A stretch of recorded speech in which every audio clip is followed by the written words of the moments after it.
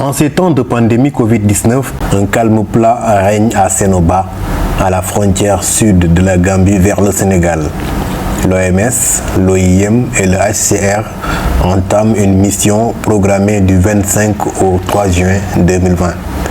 Objectif, soutenir les autorités sanitaires et administratives des régions frontalières de Kolda, Sédhiou, Kédougou et Matam. En période normale, ce poste de contrôle grouille de véhicules de transport en commun ou de particuliers, sans compter les gros porteurs remplis de marchandises.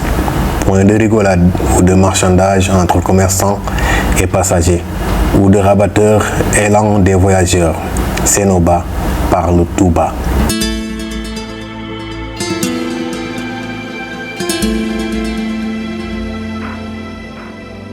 Ici, chauffeurs et passagers suivent un circuit de contrôle bien huilé. Tous descendent des véhicules pour se laver les mains et se faire contrôler leur température par des agents de la police des frontières aidés par la Croix-Rouge sénégalaise avec un thermoflash tenu à bonne distance. Tout cas suspect est mis dans une unité d'isolement et prélevé par un agent de santé. C'est dans cette ambiance qu'arrive la délégation conjointe OMS-OIM. L'adjudant de police, Serigne Bassirou Dieng, chef du poste de contrôle, a déjà réuni ses collègues. Non loin de ces forces de défense et de sécurité sont regroupés les civils constitués d'acteurs communautaires, d'agents de santé, de personnel de la Croix-Rouge et des marraines de quartier appelés Badjanugor en langue wolof. Le docteur Yawo Bossou de l'OMS et M. Sileiman Sow de l'OIM expliquent à l'auditoire que leurs organisations sont venues renforcer la riposte contre la Covid-19. Leurs actions consistent à animer des sessions d'orientation sur la maladie à coronavirus 2019 et à fournir des équipements de lutte contre cette pandémie. Les régions ciblées dans le cadre de cette mission sont ouvertes sur 5 pays: Guinée, Guinée-Bissau, Gambie, Mali et Mauritanie. Elle compte au total 27 points d'entrée officiels, 2 à Sédhiou, 8 à Kolda, 7 à Kédougou et 10 à Matam.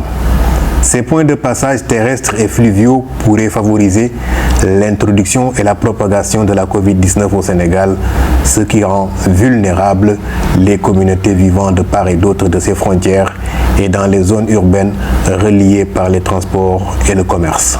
Au terme d'environ 2 heures d'échanges et d'explications sur la maladie à coronavirus 2019, la délégation remet au chef de poste de Sénoba ce lot d'équipements et de matériel de protection et d'hygiène de base composé de masques, gants, détergents, thermoflash, gel désinfectant, récipients pour eau, station de lavage des mains à pédale et aide-mémoire pour la prévention de la maladie. La première mission, l'accent a été mis surtout par rapport à l'investigation, par rapport au centre de prise en charge. C'était ces éléments qui étaient les éléments qui étaient les plus revisités. Cette fois-ci, ils sont revenus pour mettre une autre retouche, c'est mettre l'accent au niveau des points d'entrée et de sortie.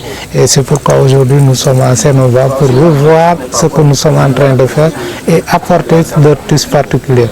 Et j'avoue que pour des éléments simples, ils ont eu à corriger ou bien à améliorer en tout cas ce que nous avons eu à faire. D'autant plus c'est des experts dans ce domaine et ils nous ont bien appuyés en tout cas dans le bon sens. Avant, on n'entendait que des rumeurs, faites ceci, faites cela, mais à vrai dire, on avait toujours jusqu'à là reçu des formations visant à nous sensibiliser contre le Covid. Maintenant, aujourd'hui, on nous a amplement parlé de comment nous protéger, comment protéger nos collègues, nos familles et consorts. Une fois de retour au poste, on va essayer d'en discuter avec les collègues, leur faire savoir qu'il y a d'autres gestes barrières. On va essayer d'avoir plus de vigilance par rapport à ce qu'on faisait.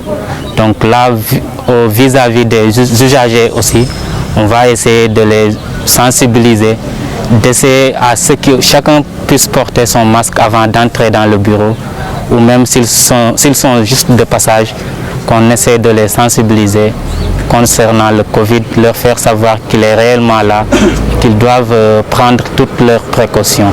La formation, je pense qu'elle est venue à son heure, hein, parce qu'on a apprécié surtout les aides-mémoires qu'on a eu à partager. C'est très intéressant, en fait, nous faire part de la sensibilisation, surtout avec le niveau communautaire, comment prendre en charge ce fléau qui est devant nous. Il y a beaucoup de choses à changer. Par exemple, la technique de lavage des mains, comme on est avec des communautaires, beaucoup d'entre eux ne savaient pas comment se laver les mains et comment frictionner la solution hydroalcoolique. Au lendemain de notre passage à Sénoba, nous voici au poste de contrôle sanitaire et douanier de Tanaf, département de Goudomp, région de Sédhiou, à la frontière avec la Guinée-Bissau. Le maire de Tanaf, M. Ibrahim Gomis, et le sous-préfet de Simbandi Brasso, M. Ousmane Sané, participent activement à la session d'orientation sur la COVID-19, invitant les participants à bien écouter et prendre note des conseils des experts du district sanitaire local, de l'OMS et de l'OIM.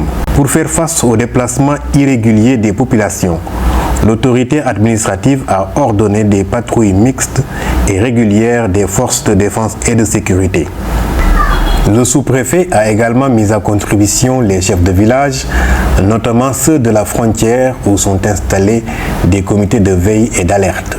Ces derniers jouent un rôle clé dans la sensibilisation des populations pour que personne ne franchisse la frontière.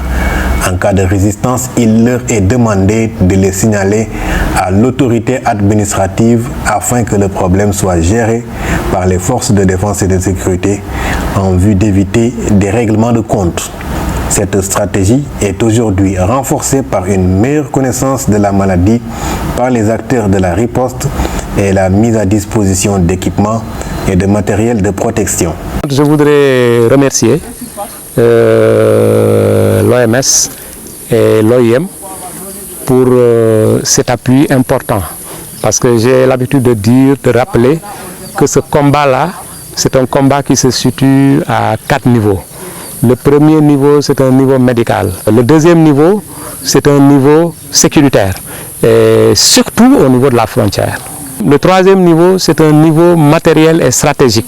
Et c'est surtout à ce niveau-là qu'aujourd'hui vous êtes en train de nous apporter un soutien de taille au plan stratégique, mais également au plan matériel, avec l'appui de matériel important que nous avons reçu aujourd'hui par l'OIM et l'OMS. Donc je pense que ce niveau-là est important. Le quatrième niveau, qui est transversal, c'est le niveau communication. C'est le niveau communication qui est transversal, qui traverse tous ces éléments que je viens de quitter tout à l'heure.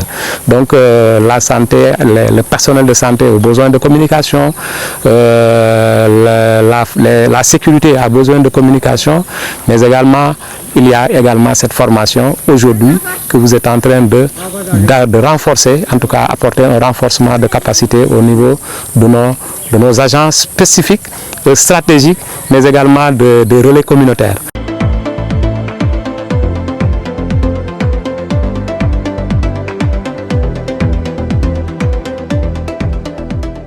Nous quittons la région de Sédhiou pour celle de Kolda en ce vendredi 29 mai 2020 pour dérouler le même programme au point d'entrée de Salikenyé à environ 80 km de Kolda.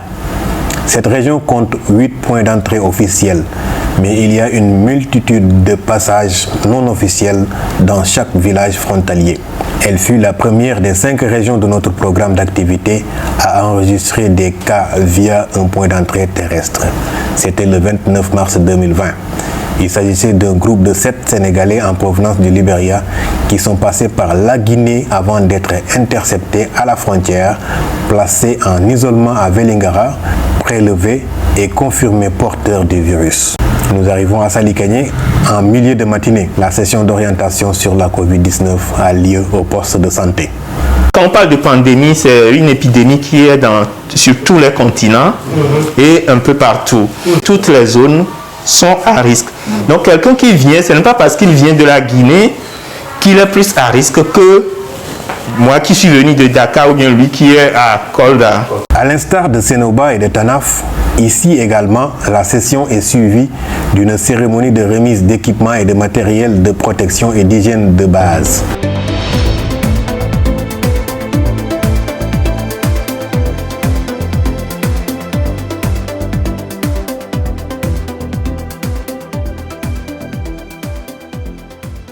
Guémédié est la dernière étape pour l'équipe de l'OMS, l'OIM devant poursuivre la mission jusqu'à Sayen Soutou, département de Saraya, et Oubadji, département de Salémata.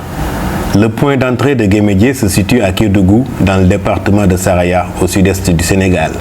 La région de Kédougou a enregistré son tout premier cas le 23 mai 2020. Il s'agissait d'un jeune Sénégalais venu à pied du Burkina Faso, arrivé au point d'entrée de Moussala, frontière Sénégal-Mali. C'est en voulant rallier Kolda, sa destination finale, qu'il a été intercepté. Pour arriver à Guémédié en voiture, localité frontalière avec la Guinée, il faut rouler sur plusieurs kilomètres de pistes caouteuses, quelquefois surplombées de collines en traversant des bois. Nous sommes en zone aurifère, non loin des fameuses mines d'or de Sabodola. L'endroit attire encore des orpailleurs de pays voisins du sud-est du Sénégal, malgré la fermeture des frontières terrestres. Beaucoup parmi ces orpailleurs sont stoppés par la police des frontières et leurs moyens de transport mis en fourrière en cas de résistance ou de récidive. Au poste de contrôle de la police des frontières de cette localité, les experts du district sanitaire de Saraya, de l'OMS et de l'OIM dispensent le module sur la COVID-19. À l'instar de leurs collègues de Sénoba, Tanaf et Salikenyé, les agents du poste de contrôle de Guémédié ont réceptionné un tout nouveau dispositif de lavage des mains accompagné d'un lot de matériel de protection individuelle et des aides-mémoires sur la maladie à coronavirus 2019. De son côté, l'équipe de l'OMS, de l'OIM et du HCR envoyée au nord du Sénégal, dans la région de Matam, a mené sa mission du 25 au 30 mai 2020. Quelques jours avant l'annonce du premier cas de cette région, le 1er juin 2020. En collaboration avec la région médicale, les experts ont travaillé en vue de développer un plan d'action pour renforcer le système de contrôle et de surveillance épidémiologique tout le long de la bande frontalière. C'est ainsi que des supervisions ont été organisées au point d'entrée officiel de Gourel ou Marly et de Matam. En termes de perspective, l'OMS, l'OIM et le HCR, en collaboration avec l'État du Sénégal, envisagent l'élaboration d'un plan national de renforcement du contrôle des frontières. Ce plan devra prendre en compte tous les points d'entrée répertoriés au Sénégal.